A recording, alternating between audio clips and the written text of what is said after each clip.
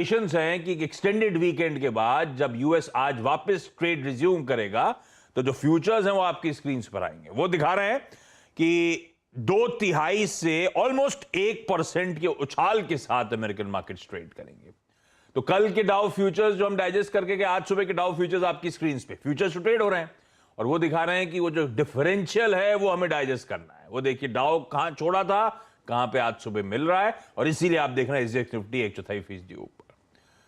पर ऐसे में एक्चुअल मूड मॉल है कैसा? उस जॉब्स रिपोर्ट के बाद सिर्फ एक थोड़ा सा मोमेंटम लौटता हुआ लो लेवल से रिकवरी के इंडिकेशन या कुछ डेटा में भी इंटरेस्टिंग है। हर्षिता बगल में बैठी हैं, आपको बताएंगी। और इस हफ्ते हम लोग की मदद कर रहे हैं manasjaiswal.com के Manas Jaiswal. Manas, good morning. Harshita, good morning. Morning Ashish. आज तो ठीक हो गया थोड़ा सा, मूड तो ठीक है, स्पेशली डाउ फ्यूचर्स तो 200 पॉइंट ऊपर दिखा रहे हैं कारोबार, तो एक पुल बैक की संभावना है। लेकिन हाँ, अब देखना यही है कि वो पुल बैक कितना सस्टेन होगा, क्योंकि नॉर्मली यही होता दिखाई दे रहा है कि जब भी एक रिकवरी आती है फिर by the end of the day एक अच्छा खासा सेल ऑफ भी देखने को मिलता है। लेकिन इस समय संकेत है कि मजबूती कायम रहेगी। ऑफ कोर्स उस डेटा पॉइंट, वो जॉब्स के डेटा पर एक्चुअल मार्केट जब खुलेगा रिएक्शन आता हुआ दिखाई देगा और जो मैन्युफैक्चरिंग की स्थिति है उस पर भी मार्केट रिएक्ट करता हुआ दिखाई देगा। तो फिलहाल के लिए संकेत मजबूत है। दूसरी तरफ जो ज़्यादा इंपॉर्टेंट चीज़ है, सबकी नज़रें थी कि ओपेक प्लस की बैठक में क्या निकल कर आएगा। तो एक टोकन रिडक्शन का अनाउंसमेंट हो गया है। 1 लाख बैरल प्रति दिन अगले महीने से दरअसल कटबैक आता हुआ दिखाई दे सकता है ओपेक प्लस की तरफ से। याद रखिएगा, इंटरेस्टिंग यहाँ पे ये है कि सितंबर के महीने में ही इन्होंने प्रोडक्शन बढ़ाया था 1 लाख बैरल और वही वापस ले लिया। तो कुछ लोग कह रहे हैं कि ये एक बस टोकन कट है, उससे आगे कितना करेंगे देखना होगा।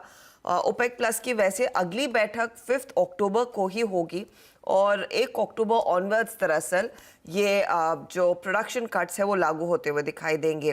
तो इसका वाकई में कितना इम्पैक्ट आता है उस पर नजरें रहेंगी। दूसरी तरफ सभी लोग अब ये ध्यान दे रहे हैं कि जो ईरान पर सैंक्शंस लगे हैं उस पर कोई डील निकल कर आती है या नहीं। अमेरिका ने अपना स्टांस क्लियर कर दिया है और ऑफ कोर्स अब कुछ यूरोपियन नेशंस वहाँ पर एक मिड पाथ ढूंढने की कोशिश में लगे हुए हैं, क्योंकि ये एक बड़ी क्राइसिस है जो लगातार सर पर है और उसका कम होना इस समय तय नहीं है।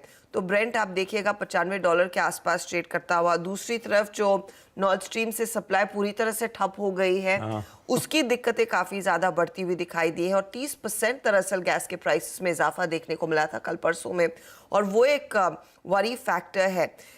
इस बीच सब लोग भारत को घेरने में लगे हैं G7 की बैठक में। वहाँ पर जब रशियन ऑयल की कैपिंग की बात कर रहे थे और गैस प्राइसेस की कैपिंग की बात कर रहे थे, तो भारत से भी पूछा गया था कि क्या आप अपने एक्सपोर्ट्स को कम करोगे। तो उस पर हरदीप सिंह पुरी जो हमारे तेल मंत्री, उन्होंने कोई खास कमिटमेंट नहीं किया है। हालांकि एक स्टेटमेंट ज़रूर आया कि अब यहाँ से शायद जो मिडिल ईस्ट का ऑयल है उसका ज़्यादा इंपोर्ट भारत करता हुआ दिखाई देगा। जो हमने देखा है पिछले महीने वही होता हुआ नजर आया था। उससे पहले हमारा रशियन डिपेंडेंस काफ़ी ज़्यादा था, तो भारत भी रशियन डिपेंडेंस धीरे धीरे करके कम करने की कोशिश कर रहा है।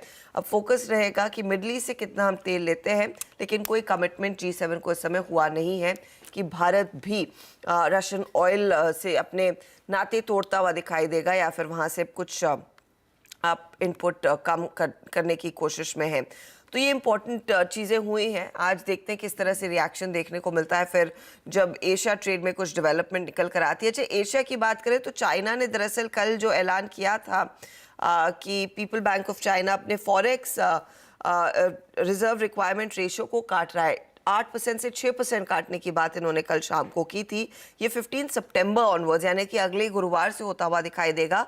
उसका भी इम्पैक्ट मार्केट में कहीं ना कहीं सेंटिमेंट में आता हुआ दिखाई दे सकता है। बेसिकली चाइना युआन में जो वीकनेस आ रही है डॉलर के सामने, उसको कर्टेल करने के लिए स्टांस लेता हुआ दिखाई दे रहा है। वो ये भी चाहते हैं कि फाइनेंशियल इंस्टीट्यूशंस अपनी एबिलिटी फॉरेक्स एक्सचेंज को यूज़ करने की क्षमता बढ़ाएं। करीब 8% युआन दरअसल करेक्ट हो चुका है ईयर टू डेट डॉलर के मुकाबले, तो वो एक और परिस्थिति उभरती हुई दिखाई दे रही है। उसके सामने कल हमने यूरो में भी एक अच्छा खासा क्रैश देखा ये गैस की क्राइसिस के बीच। और of course Sunak is out of the race. ये सब डेवलपमेंट हम सब जानते हैं। उस पर देखते हैं अब क्या आगे निकल कर आता है, क्योंकि लिज ट्रस बोरिस जॉनसन जाएंगे क्वीन के पास, अपना इस्तीफा देंगे, फिर लिज ट्रस जाएंगी, बोलेंगी मैं सरकार बनाना चाहती हूँ, और फाइनली वो क्वीन से एक अप्रूवल आता हुआ दिखाई देगा। तो वो सब ड्रामा होना है।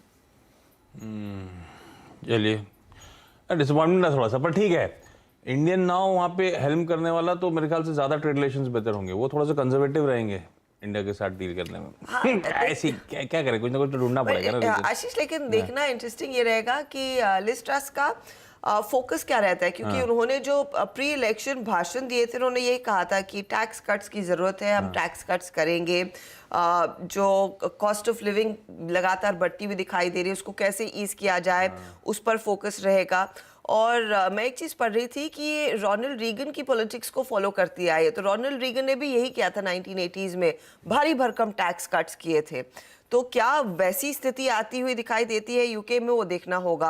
और सब कह रहे, अब तक पोलाइटली लोग कह रहे हैं कि क्या ईयू जोन, क्या यूके में रिसेशन आता हुआ दिखाई देगा। रिसेशन आ चुका है, इट्स वेरी एविडेंट, जो फिगर्स सामने निकल कर आए हैं। तो बहुत ही चैलेंजिंग टाइम्स पर दरअसल ये पदभार संभालेंगी प्रधानमंत्री का।